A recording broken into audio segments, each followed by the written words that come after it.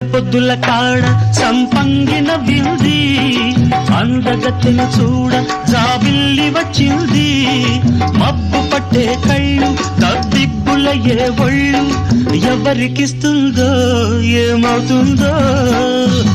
ఎవరికిస్తుందో ఏమవుతుందో సంధ్య